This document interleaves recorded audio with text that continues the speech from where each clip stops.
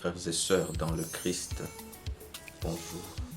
Aujourd'hui, nous célébrons la solennité du Saint-Sacrement, autrement appelée la fête Dieu.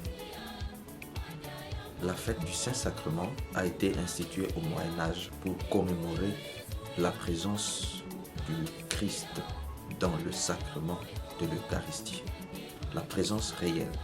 C'est au XIIIe siècle que cette fête prend place dans l'Église catholique, bien sûr.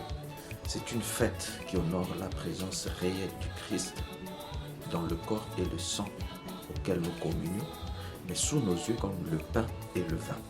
L'élévation de l'hostie pendant la messe invite déjà à la méditation, à la contemplation.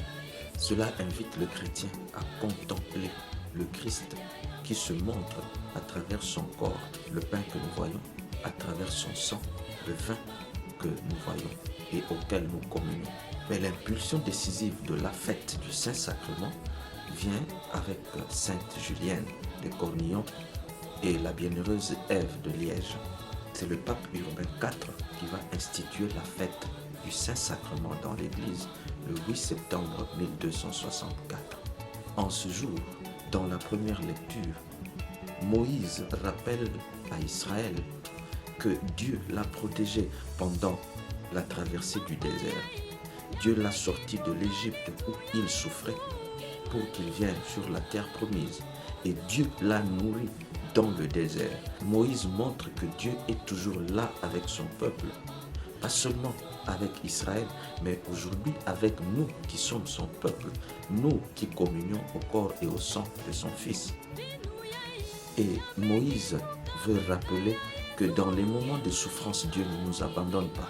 Il vient intervenir et lorsque nous avons besoin de lui, il est là, comme il l'a fait à Israël. C'est donc la leçon que nous pouvons tirer. Savoir découvrir la présence de Dieu dans notre cheminement. Dieu qui nous nourrit, qui nous donne la force physique, spirituelle et morale pour que nous puissions continuer la marche vers lui. Et dans la deuxième lecture, Saint Paul nous apprend que nous formons un seul corps lorsque nous communions au seul pain qui est le corps du Christ et lorsque nous buvons le même vin qui est le sang du Christ. Nous devenons donc un seul corps dans le Christ. L'invitation qui nous est lancée, c'est celle d'être en communion avec ceux avec qui nous partageons le même corps du Christ et le même sang du Christ. En communion au corps du Christ, en communion au sang du Christ, nous devons tous vivre en communion les uns avec les autres, mais aussi avec le Christ. Et dans l'Évangile, lui-même Jésus nous dit que celui qui mange mon corps et boit mon sang demeure en moi et moi je demeure en lui. Jean chapitre 6, le verset 56.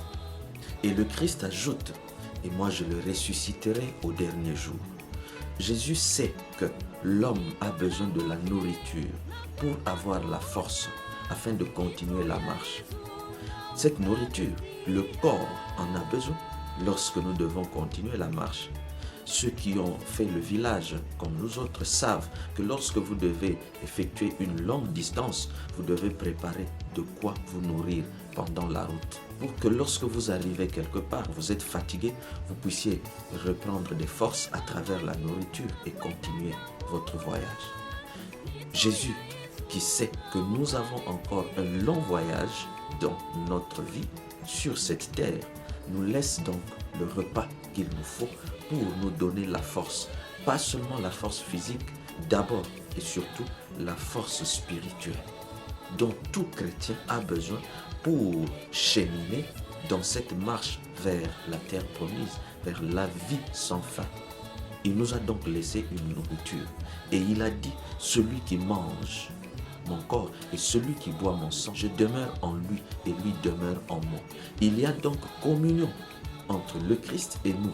Nous devenons, je me permets de le dire, un seul corps avec le Christ. Et dans le domaine spirituel, lorsque nous communions au corps du Christ, nous devenons donc un même corps. Nous sommes membres du corps du Christ. Mon frère, ma sœur, Est-ce que tu es sûr que toi, tu communies au corps de Christ? Beaucoup de gens affirment que nous, les catholiques, nous ne respectons pas la Bible. Nous suivons ce que la Bible nous demande de faire.